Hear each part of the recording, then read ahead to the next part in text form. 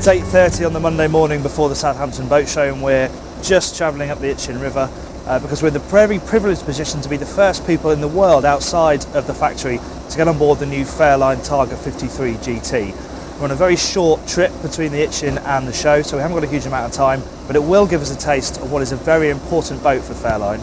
First new boat for a year since they launched the Squadron 48 GT, and it's going to give us a taste of what the models coming forward are going to bring us after what has been a couple of up and down years for the yard. So as I said, no time to waste. Let's see what she can do. So we haven't got a huge amount of time on the Helm. It's a little bit hectic today. The boat's going through final testing. There's still bits and bobs to finish off. The team is still on board.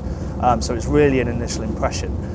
This boat has got the largest Volvo engines, which is 725 horsepower. There's also a 675 horsepower option as well. But rather remarkably, this boat has been doing 34, 35 knots in Fairline's testing, which is fully loaded. Really good going for a boat of this size. And the thing that I've noticed first as I sat down is how light the steering is. Really nice and agile. Very easy to move the boat around. Responds beautifully to the helm. Loads of power from the engines, and Fairline has made a concerted effort to make the boat a bit more sporty, a bit more lithe. She's not quite as tall as her predecessor, the 50GT, and although it's pretty calm today and we haven't got a huge amount of time, I'm feeling the work they've put into that already. Helm position, I really like it. Very comfortable. You can get nice and close to the helm, which is something that's a big thing for me. I can sit back in the seat, still reach the throttles and the wheel. Really nice steering wheel, feels very classy. Helm looks great, nice and practical. You've got cup holders here. The chart plotter falls easily to hand. The view is very good. Some people will complain that the navigator has to move the skipper out of the way to get in and out, but this does mean that the skipper is in the middle of the boat, which obviously gives you a nice perspective. And then of course you have this sunroof, so even though you can completely enclose the boat, very easy to stand, put your head out, and yet you can still see very clearly out the windscreen. There's not intrusion from the top of the windscreen as you sometimes get on these type of sports cruisers. She's ever such a quiet boat as well. There's a bit of squeaking, creaking coming down below where there's still trim to go on. But in terms of the sound of the engines, really refined. And we've got the cockpit doors closed, and of course they're under a big layer of insulation out in the cockpit. But we've got the roof open, remember, and it's still very easy to talk. You wouldn't have to raise your voice to talk to the person next to you or even the people sitting here.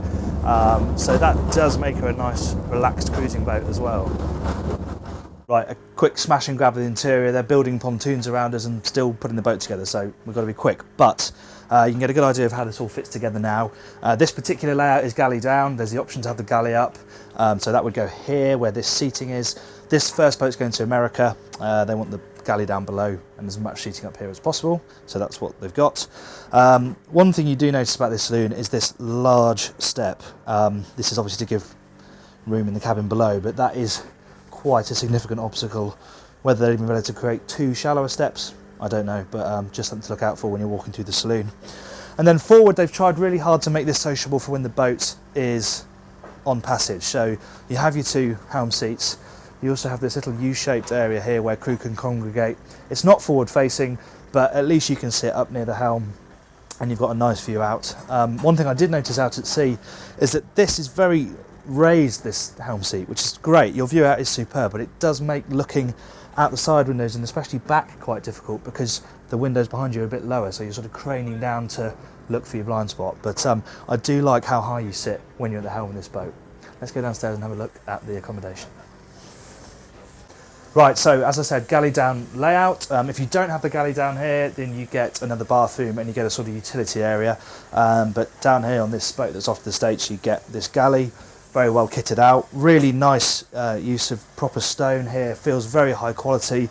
They've got a fiddle onto it. They're really conscious of making the boat feel like a quality product, and things like this make a big difference. There's loads of storage dotted all over the place. And then the layout on this boat is 3 cabins. You have the VIP in the bow behind me. You have a twin guest cabin to port, which is here, and that shares a bathroom with the VIP. And then the owners get a full beam master cabin amidships, which we'll go and look at now. So the master cabin, the focal point of the accommodation, of course it's full beam, we'd expect no less.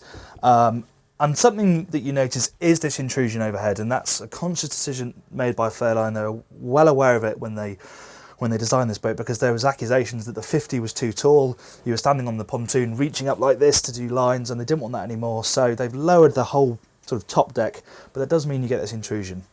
So you are stooping into bed, but you can still sit up okay, and of course around this area you can walk around no problem.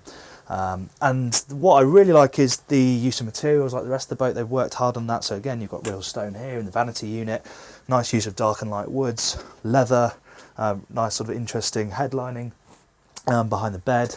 They're working hard to make it feel more special, which some of the more recent models have maybe lost a touch from Fairline, and they've worked hard to change that. And of course this cabin also has a nice ensuite, separate shower cubicle, the sort of thing you'd expect.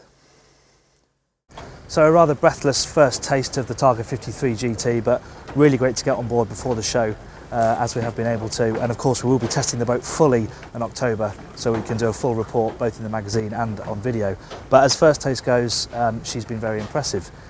Most importantly, she drove brilliantly, very calm, not much of a test for the hull, but in terms of the dynamics, the performance, the handling, really superb. Feels like Fairline are back where they need to be.